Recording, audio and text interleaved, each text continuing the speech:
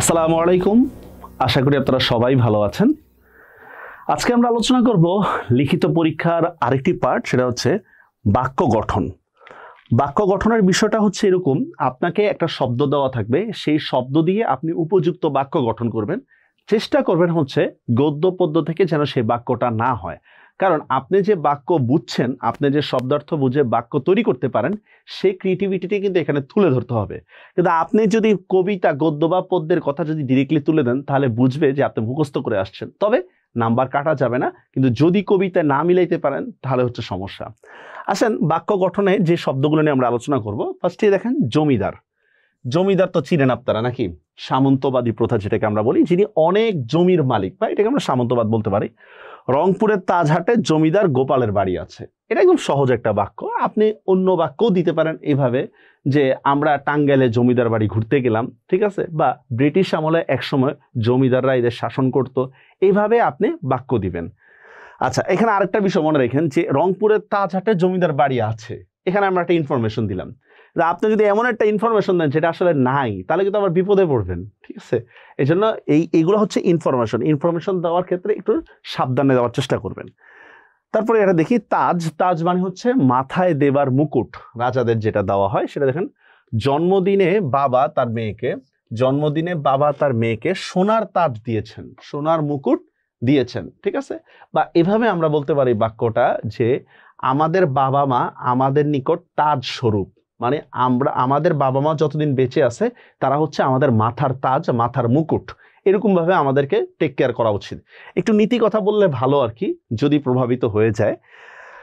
রেশম সুতা উৎপাদনকারী এক ধরনের পোকা। রেশম পোকা থেকে কিন্তু হচ্ছে সুতা উৎপাদন হয়, সেই সুতা দিয়ে কিন্তু আবার জামা বানানো হয়। দেখুন, রেশম পোকা চাষ করে স্বাবলম্বী হচ্ছে তরুণ উদ্যোক্তারা। তো কি বললাম, এটা সুতা উৎপাদনকারী এক ধরনের পোকা, রেশম।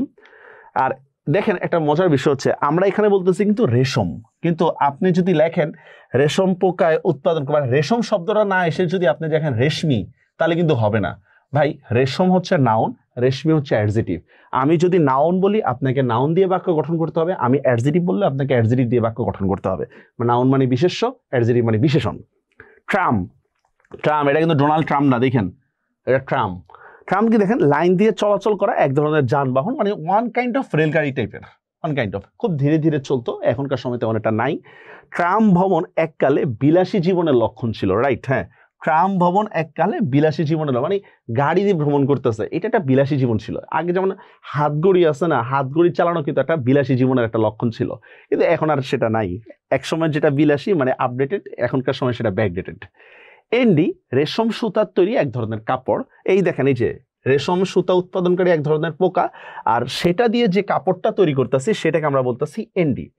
রেশম সুতার তৈরি এক ধরনের কাপড়। এন্ডি কাপড় অনায়াসে অনেকদিন ব্যবহার করা যায়, যদিও আমাদের এখানে প্রচলিত নাই, আমরা জানি না এন্ডি কাপড়।